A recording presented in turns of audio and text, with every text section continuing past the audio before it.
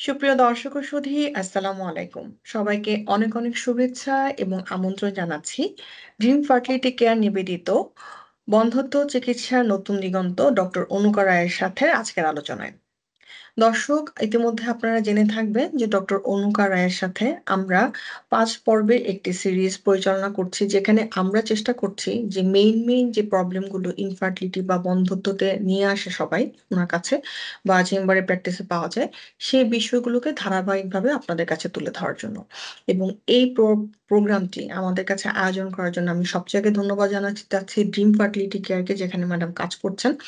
নিরলসভাবে পরিশ্রম করে যাচ্ছেন আপনাদের মুখের হাসি ফোটানোর জন্য, এবং সেই সাথে আমি অবশ্যই ধন্যবাদ জানাতে চাচ্ছি মেডিসিনস ফার্মাকে, যারা তাদের ভালো ওষুধগুলো যেগুলো ইনফার্টিলিটিতে কাজ করে সেগুলো দিয়ে আমাদেরকে সহযোগিতা করছে। যেমন তাদের মধ্যে আছে মায়োভেস্ট, ওভোকন এফ এবং সিমেন্ট কেয়ার, যেগুলো মেল এবং ফিমেল ইনফার্টিলিটিতে কাজ করছে। এবং সেই সাথে অবশ্যই আমি ফেসবুকের হেলথ টক পেজ থেকে ধন্যবাদ জানাবো, যারা এই ধরনের প্রোগ্রামগুলো আয়োজন করছেন, কারণ তারা এই ধরনের ইনিশিয়েটিভ বা উদ্যোগ নিয়েছেন বিধায় আমরা ডক্টরদেরকে পাচ্ছি এই ধরনের আলোচনার জন্য। এবং সেই সাথে ডক্টররাও কিন্তু এমনভাবে আলোচনাটা করছেন যাতে রোগীদের বোধগম্য হয় বা তারা বুঝতে পারে আসলে তার সমস্যাটি কি আসলেই সমস্যা কিনা, বা যদি সমস্যা হয়ে যায় তাহলে আমি ডক্টরের কাছে কখন কিভাবে যাব, সাজেশন নিব কিভাবে।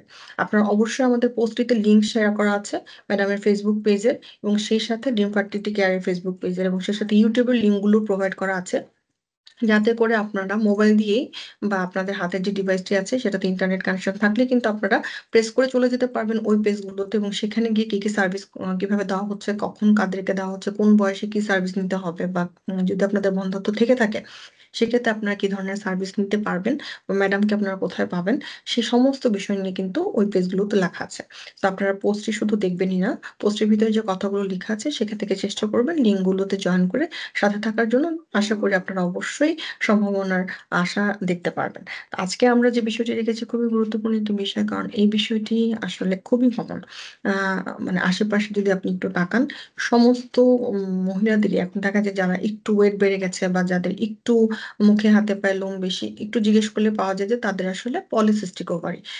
এটাই কি পলিসিস্টিক ওভারি কিনা, বা এটা পলিসিস্টিক ওভারি থেকে হচ্ছে কিনা, এই বিষয়টি আজকে আমরা ক্লিয়ার করে দিব, এবং সবচেয়ে আগে ক্লিয়ার করবো যে পলিসিস্টিকটা আসলে কি বন্ধ্যাত্ব কি বন্ধ্যাত্ব না। পলিসিস্টিক থাকলে কি আমরা পেশেন্টকে বন্ধ্যত্ব রোগে আক্রান্ত বা ইনফার্টিলিটি আছে কিনা বলবো কিনা। এটা খুব গুরুত্বপূর্ণ একটি বিষয়, কারণ এটা থাকলেই যে বাচ্চা হবে না, এটা কিন্তু খুবই ভুল ধারণা।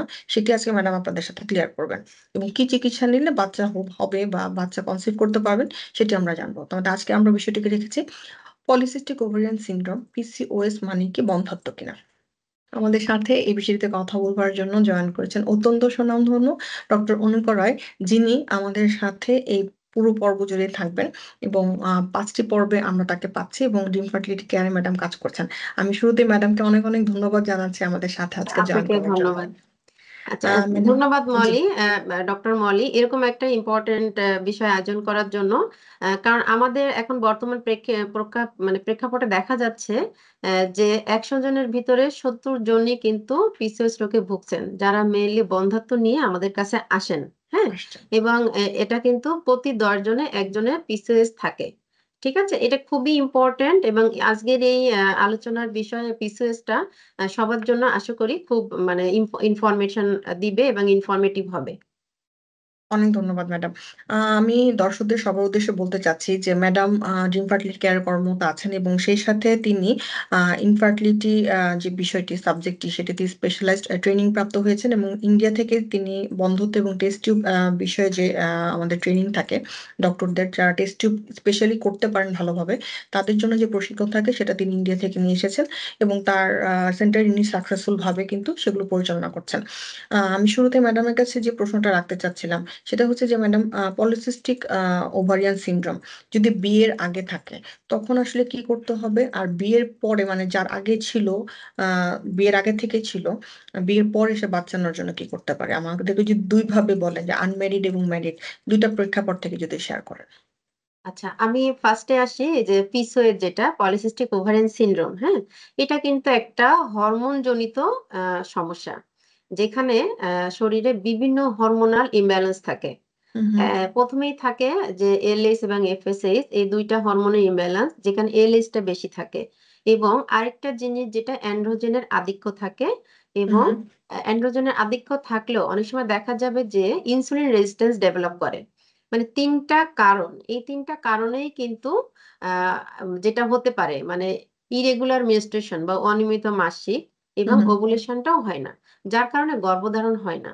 কিন্তু আমি একটু পিছন থেকে আসবো, এই কারণে যে অনেক সময় দেখা যায় যে 15, 16, 17, 18 এরকম মেয়েরা যারা আনমেরিড, তারাও কিন্তু অনেক সময় বলে মাসিকটাও অনিয়মিত, 3-4 মাস পরে বা 5-6 মাস পরে হয়, এবং মুখে অনেক ব্রণ থাকে, ঘাড়ের পিছনে দাগ থাকে এবং বড় বড় লোম থাকে।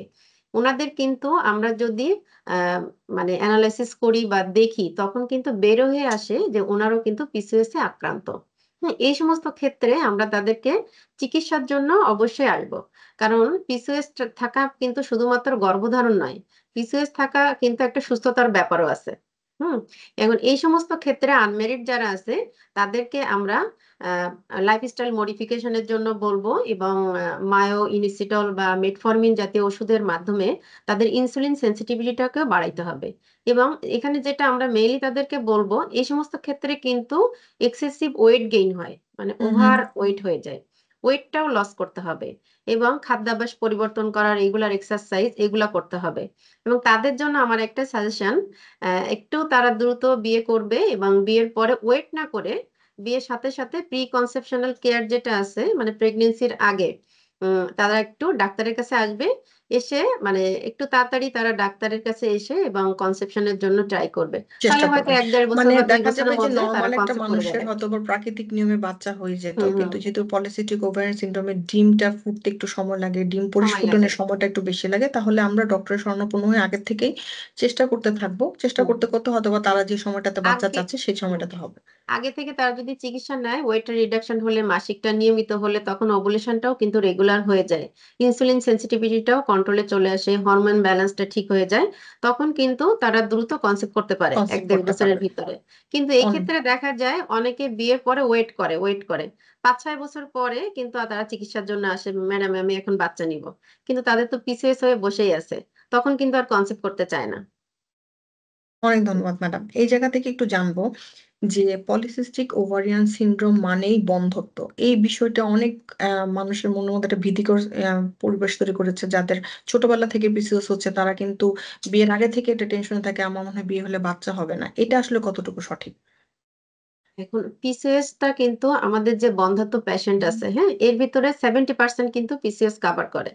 মানে 10 জনের ভিতরে 9 জনই কিন্তু পিসিওএস এ আক্রান্ত। হুম, হ্যাঁ? হুম। কিন্তু এটা ঠিক না যে পিসিওএস হলে বাচ্চা হবে না। পিসিওএস হলে ওভুলেশন হয় না ঠিকমতো, তারপর হচ্ছে আপনার মাসিকটা রেগুলার হয় না, হরমোনের আধিক্য তৈরি হয়, ইনসুলিন রেজিস্ট্যান্স ডেভেলপ করে, হ্যাঁ? এগুলা কিন্তু আমরা ইজিলি ওভারকাম করতে পারি। এখন চিকিৎসার কয়েকটা ধাপ আছে। তার আগে আমরা ১ম এই যদি আমরা ওয়েট রিডাকশন টা করি, হ্যাঁ? লাইফস্টাইল মডিফিকেশন টা করি। মেইনলি 5-10% যদি ওয়েট কেউ রিডাকশন করে, হুম, হুম। তাহলে দেখা যায় যে হরমোনাল ব্যালেন্স টা ঠিক হয়ে যায়, এবং ইনসুলিন যে রেজিস্ট্যান্স টা এটাও থাকে না এক্সারসাইজ করলে। এবং এক্ষেত্রে আমরা কিছু মেটফরমিন বা মায়োনিসিটাল ওষুধও দিয়ে থাকি। হুম, হুম। এক্ষেত্রে 70-80% ফিমেলই কিন্তু প্রেগন্যান্ট হয়ে যায়। কারণ হুম, এই হুম। সময় মাসিকটা রেগুলার হয়ে যায় এবং ওভুলেশনটা ঠিকঠাক মতো হয়। হুম? পরবর্তীতে আরো অ্যাডভান্স চিকিৎসা আছে। আইইউআই বা আইভিএফ এর মতো চিকিৎসা, এটা অনেক পরের ব্যাপার। কিন্তু পিসিওএস থাকলেই যে মানে বন্ধ্যাত্ব বা বাচ্চা হবে না, এটা চিন্তা করার কোনো কারণ নাই। এই পথটা একটু দীর্ঘ হলেও সুফল কিন্তু আসবে। হুম? আর অনেক আরেকটা ধন্যবাদ জিনিস, ম্যাডাম। জি। জি। ম্যাডাম শেয়ার করতে চাচ্ছিলেন কিছু। হ্যাঁ, আমি আরেকটা জিনিস বলতে চাই। পিসিওএস যাদের থাকে, তাদের যে হরমোনাল ইমব্যালেন্স, অ্যান্ড্রোজেন বেশি থাকা এবং ইনসুলিন ইনসেনসিটিভিটি, হ্যাঁ? এগুলা থেকে পরবর্তীতে মানে তাদের শরীরে অনেক বেশি লোম, তারপর হুম। হচ্ছে কালো দাগ হয়ে যাওয়া, ওয়েট গেইন হওয়া, টাইপ মানে 2 মেডিকেলের ডায়াবেটিস ভাষায় হওয়া, আমরা ওই যে হার্সুইটিজম হ্যাঁ, বলি যেটাকে আরকি। হার্সুটিজম বলি। টাইপ 2 ডায়াবেটিস হওয়া এবং অনেক সময় যে হৃদরোগের ঝুঁকি থাকে। এখন শুধুমাত্র যে আমরা গর্ভবতী হওয়ার জন্য চিকিৎসা করব সেটা কিন্তু না। হুম, আমরা হুম। কিন্তু সুস্থ থাকার জন্য পিসিওএস এর চিকিৎসা করা দরকার। চিকিৎসাটা করব। একটা মানে সুস্থ এই যে লাইফ সাইন আমাদের সিম্পটমস দরকার। সাইন সিম্পটমস গুলো যেগুলো হচ্ছে, আমরা চেষ্টা হুম, করব সেগুলোকে যাতে কিভাবে কভার করা যায় সেই ব্যাপারটাতে আসলে কাজ করার জন্য। কাজ অনেক করার জন্য। ধন্যবাদ ম্যাডাম। আমরা ঠিক এই জায়গাটাতে একটু জানি যে পিসিএস মহিলাদের মানে পিসিওএস যাদের আছে পলিসিস্টিক ওভারিয়ান সিনড্রোম, এখানে আসলে দেখা যায় যে আল্ট্রাসোনোগ্রামে একটা রিপোর্টের মতো দেখা যায় যে অনেকগুলো যে মুক্তোর মালার মতো কালো ঘুরে আছে আপনার ইয়েটা। তো সেখান থেকে যদি আমরা একটু জানি যে যারা প্রেগনেন্ট হতে চান, তারা যে বারবার ওভুলেশন পরীক্ষা করার জন্য আসেন, আমরা পিসিওএস এর মানে মানে পিসিওএস এর যাদের আছেন, যারা গর্ভ ধারণ করতে চাচ্ছেন, তাদের ওভুলেশনটা হচ্ছে কিনা এটা কিভাবে বুঝতে পারবো আসলে? নরমাল পেশেন্টদের কিন্তু ওভুলেশনের অনেকগুলা স্টেপ আছে জানার জন্য। জি, জি। যেমন আমরা এলএইচ কিটটা ব্যবহার করতে পারি। তারপর হচ্ছে আ বেজাল বডি টেম্পারেচার মানে ওভুলেশন হলে ঘুম থেকে উঠলে কিন্তু একটু গাটা গরম থাকে, হুম, হুম, হুম। জ্বর লাগে, হ্যাঁ? এগুলা থাকে। আবার ডে 20 কিন্তু পিসিওএস পেশেন্টদের জন্য হবে না। কারণ পিসিওএস পেশেন্টের এমনিতেই হরমোনাল ইমব্যালেন্স থাকে। এলএইচটা বেশি থাকে। এলএইচ কিট দিয়ে কিন্তু টেস্ট করলে এটা রেজাল্ট অ্যাকুরেট আসবে না। এক্ষেত্রে যেটা সম্ভব মানে ডাক্তারের সাহায্যে মানে ডাক্তার পরিচালিত যেটা আপনার হুম, হুম। ট্রান্সভাজানাল সোনোগ্রাফি, হ্যাঁ? এটা হচ্ছে অ্যাকুরেট। এটা আমরা ট্রান্সভাজানাল সোনোগ্রাফি দিয়ে মনিটরিং করলে আমরা বুঝতে পারবো যে ডিমটা বড় হচ্ছে কিনা হুম, এবং হুম। ওভুলেশন হচ্ছে কিনা। আচ্ছা এটা কিনা। হচ্ছে অ্যাকুরেট একটা মেথড। অনেক ধন্যবাদ ম্যাডাম। আর আমরা সাধারণত এই পলিসিস্টিক ওভারিয়ান পেশেন্টদের ক্ষেত্রে ওভুলেশন ইন্ডাকশন কোন ধরনের কোন ড্রাগ ইউজ করি কিনা? শুরুর দিকটাতে আমরা কি ধরনের ড্রাগ ইউজ করি কিনা? বা পরবর্তীতে কখন আমরা ডিসিশন নেই যে তাকে আসলে ইনজেকশন নিতে হবে, মুখে খাওয়ার ওষুধ তার কাজ করছে না। এটা যদি আমাদেরকে একটু শেয়ার করেন। আচ্ছা, আমি ১ম এই বলেছি যে আমরা যদি খাদ্যাভ্যাস পরিবর্তন এবং লাইফস্টাইল মডিফিকেশন, এক্সারসাইজ এগুলার মাধ্যমে এবং কিছু ব্যাড হ্যাবিট আছে এগুলা যদি আমরা চেঞ্জ করতে পারি, তাহলে কিন্তু অনেক সময় যে প্রাকৃতিকভাবে এটা হচ্ছে প্রাকৃতিক একটা ওষুধ পিসিওএস এর।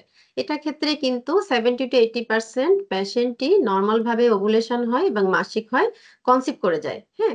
যদি এটাতে কাজ না করে তখন আমরা এটার সাথে কি করি মেটফর্মিন জাতীয় ওষুধ এবং লেট্রোজল যেটা খুব ভালো কাজ করে অ্যারোমেটাজ ইনহিবিটর এবং এটা অ্যান্ড্রোজেন পরিমাণও কমায় এবং এটার পিসিওএস এর রেসপন্স খুব ভালো। হুম? হুম, হুম। এগুলাতেও কিন্তু অনেক ভালো কাজ করে। এখন যদি মুখে খাওয়ার ওষুধটাও কাজ না করে তখন আমরা অ্যাডভান্স টেকনিকে যাই। যেমন আইইউআই, আইভিএফ এটা কিন্তু অনেক পরের ব্যাপার। হ্যাঁ? আমরা হচ্ছে ফার্স্ট এ লাইফস্টাইল মডিফিকেশন তারপর হচ্ছে আমরা মেটফর্মিন জাতীয় ওষুধ এবং সাথে লেট্রোজল জাতীয় ওষুধ দিয়ে কিন্তু 70-80% কাভার করা সম্ভব। অনেক সময় দেখা যায় যে লেট্রোজল বা মুখে খাওয়ার ওষুধে কাজ করে না বা রেসপন্স হুম, করে না। হুম। তখন কিন্তু আমরা গোনাডোট্রোপিন যেটা এফএসএইচ ফলিকল স্টিমুলেটিং হরমোন এটাও ইউজ করতে পারি।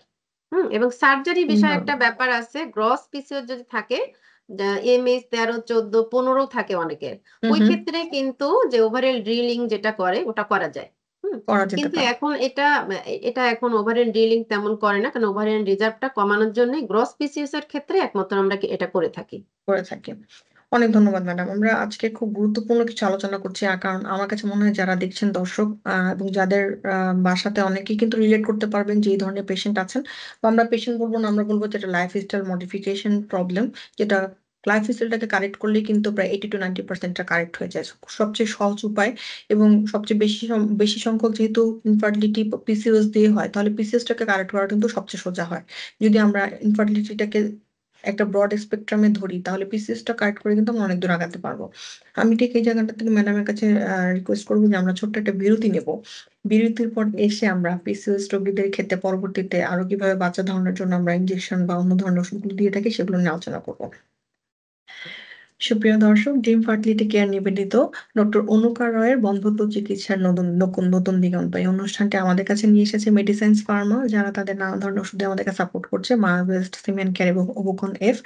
এই প্রোগ্রামটি এই পর্যায়ে একটা ছোট্ট বিরতি নিচ্ছে। বিরতির পর ফিরে এসে আমরা পলিসিস্টিক ওভারি সম্পর্কে আরো না জানা তথ্যগুলো জানবো এবং সে সাথে চিকিৎসাটা কিভাবে করবো সেটা আমরা জানবো।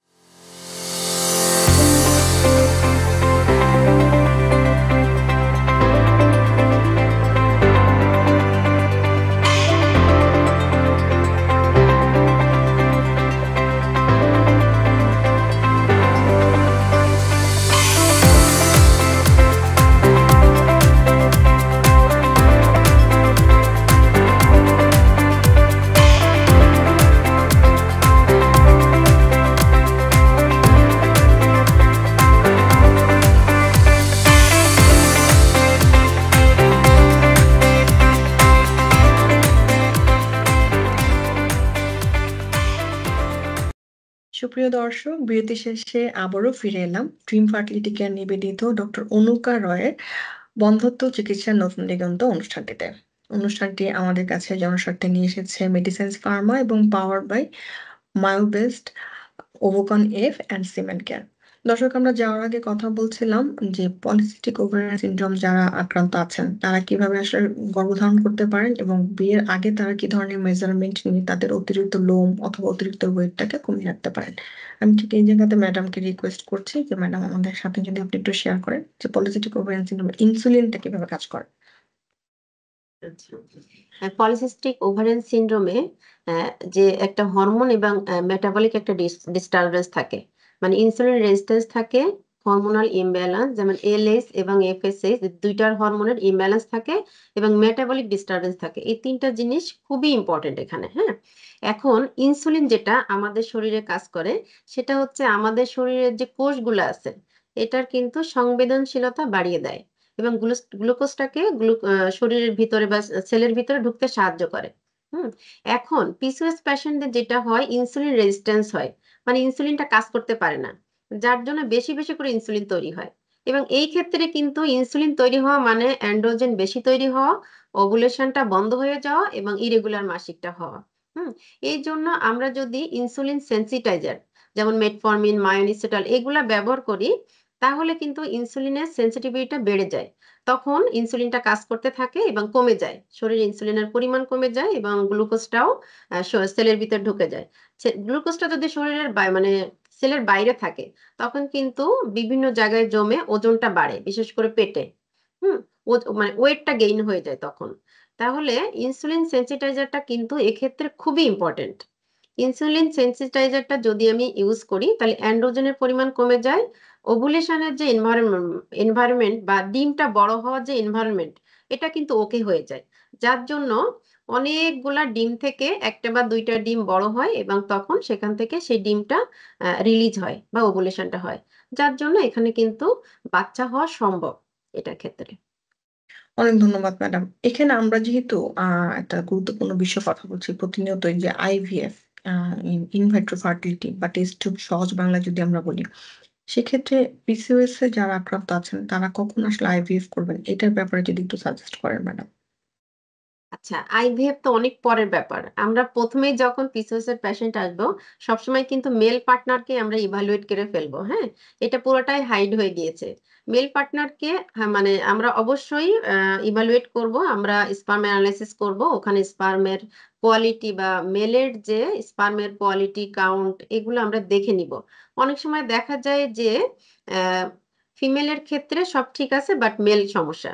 তখন কিন্তু যদি অল্প মানে স্পার্মের কাউন্ট কম হয় বা অল্প মাঝারি ধরনের মেল সমস্যা হয় এবং এক্ষেত্রে যদি ফিমেল পার্টনার ঠিক থাকে তখন কিন্তু আমরা আইওআই করতে পারি। আইওআই যদি ফেইলড হয় এবং মেল পার্টনার যদি অনেক বেশি সিভিয়ার অবস্থায় চলে যায় বা সিভিয়ার অলিগো বা টেরাটো বা অ্যাজোস্পার্মিয়া হয়ে যায় তখন কিন্তু আমরা আইভিএফ এ যাই। মানে পিসিওএস নিয়ে আইভিএফ কিন্তু খুবই রেয়ার হুম, হুম। পিসিওএস এর কারণে। মেল পার্টনারের কারণেই মেইনলি কিন্তু আমরা আইভিএফ টা করে থাকি। Thank you. অনেক ধন্যবাদ ম্যাডাম। আমরা আজকের পরবর্তীতে আসলে মেইনলি যেটা ফোকাস করার চেষ্টা করেছি যে ১ম কথা ১ নাম্বার সেটা হচ্ছে যে পিসিওএস আসলে বন্ধ্যাত্ব নয়। বন্ধ্যাত্ব হয়তোবা উপসর্গগুলো নিয়ে আসে তারা। কিন্তু তাদেরকে খুব সহজে ট্রিট করা যায় যদি পেশেন্ট আ তাদের লাইফস্টাইল মডিফিকেশন টা নিজে থেকে করতে পারে। এটা একটা খুব গুরুত্বপূর্ণ পয়েন্ট। দ্বিতীয়ত পয়েন্ট হচ্ছে পিসিওএস থেকে আমরা আইভিএফ খুবই কম করি। আইভিএফ টা বেশিরভাগ সময় মেল ইনফার্টিলিটি তেই বেশি প্রযোজ্য হয়। দ্বিতীয় হচ্ছে যদি কোন ধরনের কোন প্যাথোলজিক্যাল কন্ডিশন না থেকে থাকে মহিলাদের, তাহলে আমরা আইভিএফ টা সাধারণত ডিসকারেজ করে থাকি পিসিওএস এর ক্ষেত্রে। বাট করি কখন? যখন তাদের একদম অ্যাবসোলিউট ইন্ডিকেশন থাকে। আমরা যেহেতু ম্যাডাম একদমই শেষ পর্যায়ে আছি, আজকের বিষয়টি নিয়ে যদি শেষ কোন পরামর্শ থাকে।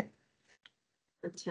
আমি পিসিওএস যাদের তাদেরকে আমি বলব যে আমরা যদি মানে লাইফস্টাইলটা মডিফিকেশন করি, কিছু ইনসুলিন সেনসিটাইজার জাতীয় ওষুধ মেটফরমিন, মায়োনিসিটাল এগুলো ব্যবহার করি, রেগুলার এক্সারসাইজ করি এবং বদঅভ্যাস যেগুলো আছে এগুলা হুম, ঠিক করি এবং একটা ব্যালেন্স ডায়েট খাই। হুম?